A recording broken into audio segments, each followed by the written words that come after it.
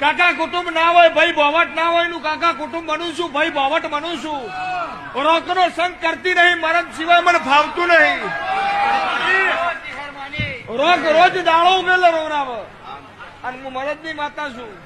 ખીચામાં દહનો ઓનો ના હોય અને હો મહેમાન સંજય ઘેર વારું કરતા ઉઠ્યા હોય તો કે હાથ ધોવાય નહીં હું માતા છું. હું નારાયણ મેહોર ની માતા મર્ડર કરીને મરદ ના કહેવાય.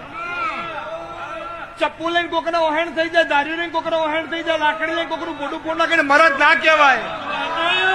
આવતી જતી બોન દીકરીની લાજ રાખ.